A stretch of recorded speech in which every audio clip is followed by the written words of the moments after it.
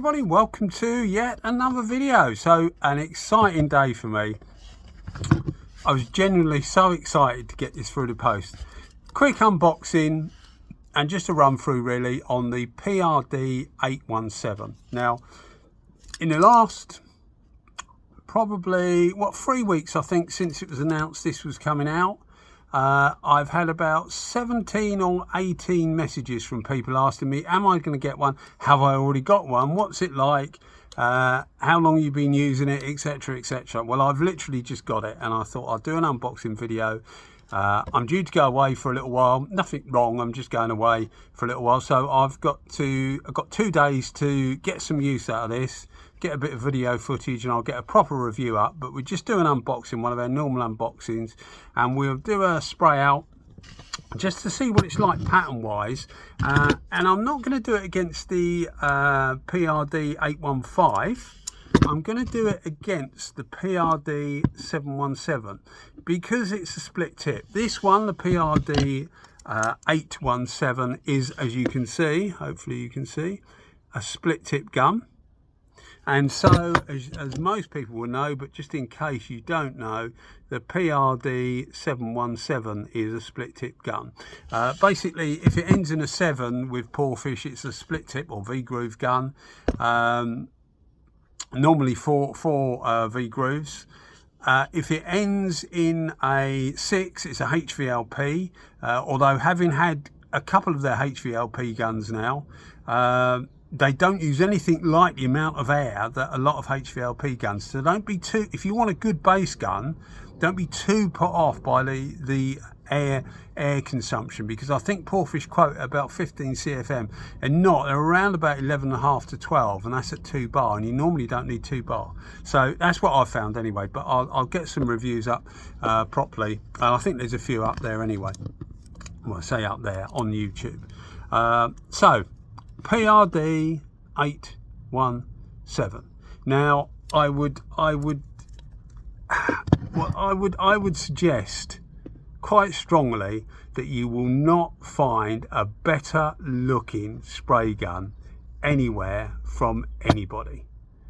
Now, one of the things that Porphis do is they make quality tools. Not all of them. Well, that's wrong. When I say not all of them are the same quality, but when you're looking at their higher end guns, so you're looking at the 6 series, the 7 series, the 5 series, the 8 series, they're quality tools. Make no doubt about it, they are quality tools. You can get service kits for these, not expensive at all. When you're looking at people like Iwata and SATA that charge the earth for spare parts, you can get genuine factory spare parts for these should you ever need them for very reasonable prices. So this isn't a buy it goes wrong, throw it away after 2-3 years or whatever. You can look after these and run them for years and years and years. I say that with a reasonable amount of authority because I've had these now, my 7 series. The first one I got was 3.5 years ago. I've used them a reasonable amount. I've got loads of spray guns. Anybody who watches the channel know I've got loads of spray guns. But I've lent them out to different people, come back exactly the same. I only lend them to people that I know is going to clean them and look after them. But anybody that's borrowed one has bought one, basically. Excellent tools. I have no reason to think that these are any different. But should you need parts in the future, they're very easy to get parts for. And not expensive at all to get parts for. So what do you get in the box? You obviously get the gun, you get a standard cup, even things like, it's just little things you look at, things like the instructions now are just better quality. They're really good quality, and it's just that the whole thing I think is designed around trying to give you a quality product at a very reasonable price. That's my take on it anyway. I'm not trying to market anything, although we do have some discount codes which I'll mention in a minute. It's just how I find things, you know, when you look at stuff and you think to yourself, you know, for the money you're paying, that's damn good. I have an engineering background, so that's probably why I do these unboxing videos, really, because I quite like knowing what makes things tick as well as knowing how well they work. Anyway, you get a standard service kit. only thing that was a little bit disappointing to me is that inside these, if you've seen the unboxing of the 815, which I'll try and put a link in the description, there's a gasket in here, and it would be nice to see a couple of gaskets in here. You can easily get them. They come with you can get a very comprehensive service kit for these, but it'd be nice to see just a couple in there to keep you jogging along for a little while, really. Having said that, I've had no problems with either of these. My 817 and my 815 in 1.3 is about 3 months old now, been absolutely fine. So what you get a gorgeous looking spray gun, as I've mentioned before. You get a swivel with a stop, and I really like this. I know some people really don't like the swivel when it goes round and round and round. Some people prefer it rigid, and I get all that. But this has a stop. It's about 300 degrees. I did check on the other one. This is no different. It's about 300 degrees. So it allows movement around, but it doesn't allow it to go round and round, which can be quite annoying for people. So yeah, that's actually really good. Although, as I've said before, don't put loads of pressure on this. All you should do is a taper end there, and it'll be a taper end on your regulator. All you need to do is I just nip that up with my hand, just nip it up like that, and that's all you need, really. Because if you have too much pressure, it will break. Otherwise, it's pretty standard, the same as the 815. Where it differs, of course, a lot is in the tip. It's got a split tip. Now, I get a lot of questions, hopefully that's better. I get a lot of questions from people about interchangeability of parts on these guns. And by that I mean like tips, not normally needles, but normally tips and caps. If you've got a 7 series, and by that I mean 7 at the end, not a 7 as in 7 series. If it's got one of these, which it will do, if it's got a 7 on the end, it will have a V-groove tip. It's a bigger diameter. So if you look there and there, you will see the center hole here is larger on the V-tip guns. It's like that with iWater. It's like that with a lot of manufacturers. I think Avalon, they do, the UMP has got quite a small centre, but otherwise most of them are larger. So you can effectively, you could put a one of these like the 7, so the V-groove tip caps onto a standard gun, but it gives you a gap around the outside, so it effectively turns it into like a HVLP. A lot of HVLP guns have a gap around the outside there. So yeah, don't do it. But if you're trying to do it the other way, definitely don't do it, because you will ruin the tip, and you may well ruin the cap as well, because the hole in the center here is smaller than the tip. So as you go to put it down, it will be pushing on this tip, and it will damage the cap, and it will damage the tip. So don't try and do it. The other big no-no to try and do anything like changing tips on this is that the tips are actually different.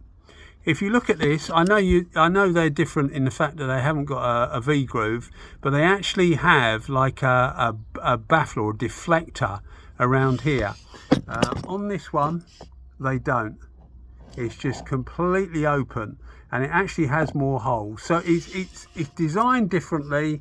Hopefully it works differently. My real hope with this is that it works as well as this at low pressures. That's my real hope, because the fact that this works well at it works well at higher pressures as well, but it works really well at lower pressures. It makes it so forgiving, the fact that you can work at a lower pressure. Someone picking hold of a gun, a lot of people, DIYers and that, buy a good quality spray gun because they want a quality product. And these sort of guns are absolutely ideal because they are very forgiving. They allow you to get the pressure wrong but still give you good results, which with a lot of guns you won't get. I get pictures sent to me, I was going to say all the time, but quite often, of different finishes people are getting and saying, what do you reckon's wrong with it? And a lot of it comes down to pressure and distance and things like that. This is much more forgiving. So if you want a quality product and you're not too sure about what you're doing, something like this should be ideal. I haven't used this one, but something like that is absolutely ideal. That is probably my favourite spray gun of bar any at the moment, and I'm hoping this is going to take its crown. And the reason that's my favourite spray gun, as I say, is it's so forgiving. It's just a superb spray gun and not particularly expensive. It's just lovely. Anyway, that's my personal favourite. I need to mention a few things. Yes, what do I need to mention? Oh, we have a discount code. That should be at the start, shouldn't it, really? We have a discount code, and there's a link in the description should you want to follow that. Although a couple of people have told me it actually put the price up, which doesn't sound particularly great at all, does it? But anyway, you can try it. There's a link in the description should you want to.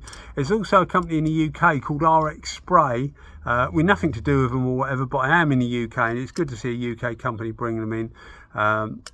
And I know they're bringing these in because a couple of people have sent me pictures of these on their website and pictures of that, saying which one should I buy. And I said, well, I don't know yet because I haven't got hold of this, but I have got hold of this now, and as I say, next couple of days I'll be using that, and I'll let you know. But I know RX Spray have got these, and there is a discount code there as well, but there'll be a few links in the description.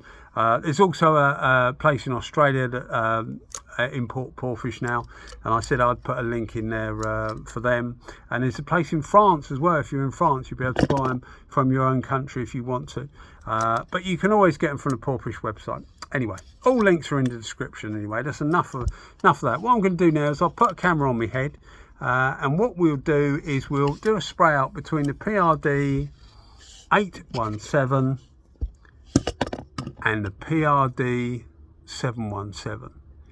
Now, as I say, my only hope, and I'm not going to know from this spray out, but I might get an idea, is that this thing works as well at low pressure as this does, because it's sublime at low pressure. Okay, let's see how we go, and thanks for listening to me rambling on. Okay, so we start off with the PRD717. So 1.3, which is the same as the PRD817 is. I'm going to set this to 1.3 bar because that's perfectly happy at that pressure there, which is about 20 psi, round about there. Where are we? Water spanner. Where is my water spanner? There's my water spanner. Right, so water spanner.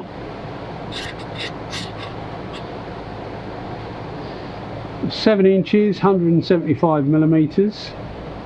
Just a couple of short bursts, just to give us an idea of pattern, and we'll see whether the 815 is any different.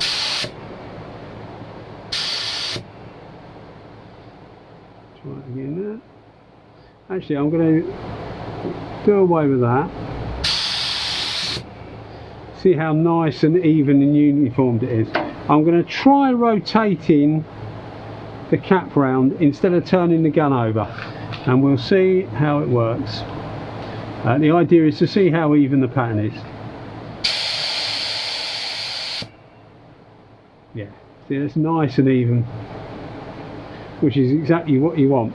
Now we'll put this on the PRD817 and see what that's like.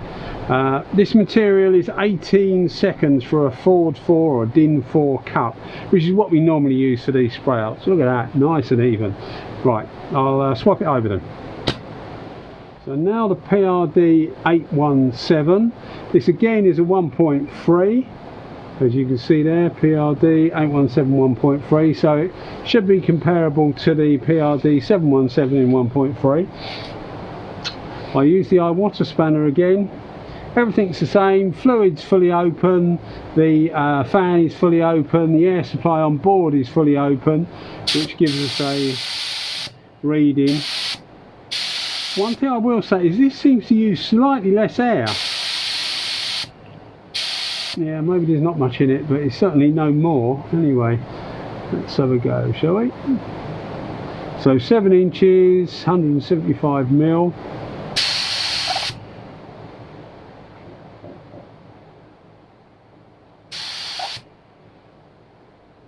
It's a lot bigger pattern, isn't it? A lot bigger pattern. Let me turn this round. I think I might need to do the tip up. I can hear it fluttering a bit. I don't think I've done the tip up properly. Let's do the tip.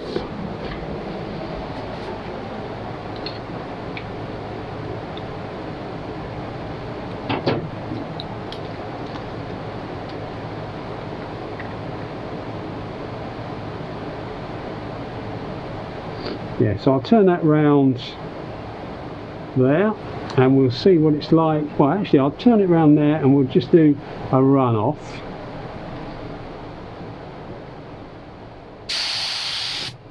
Yeah, it's nice and even, isn't it? Nice and even.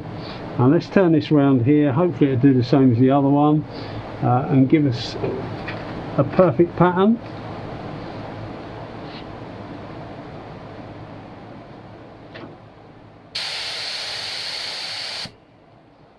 It's definitely a bigger pattern, isn't it? Definitely a bigger pattern. Look at how even that is. Look how even that is. Oh well, it seems to be good so far. That tip needs to be done up tight for sure. Right, I'll get these down and we'll have a little look. So having a quick look at what we got, PRD717 1.3 and PRD817 1.3. You can see that the pattern is bigger on the 817. It's definitely a longer pattern, as borne out down here by the long trigger pull. We've got about, this is about a foot, so about 12 inches, 300mm, whereas this one is about 10 inches. This one has, yeah, I mean it's different to the on the PRD815. There's less of a it's quite a distinct between wet and not wet, whereas it's not so much on this, and I think you'll find that's probably because the split tip is splitting up the material up quite a bit. That's often what happens with split tip guns. You definitely do normally get finer atomization, but it doesn't look like it's going to disappoint. Well, hopefully it won't anyway. And that was at 1.3 bar, which is around about 20 psi. A big thank you to Porphis for sending me that gun, because they did send it to me free of charge. So a big thank you to them. And I only hope that it actually works as well as that one does, because that one is a superb gun. I mean, so is the 815 to be fair, but the 817 being a split tip, I'm expecting or hoping that it works at lower pressures. Anyway guys, as always, thanks for watching the videos, and if you are enjoying them, maybe think about giving us a thumbs up and subscription. Cheers guys, bye bye.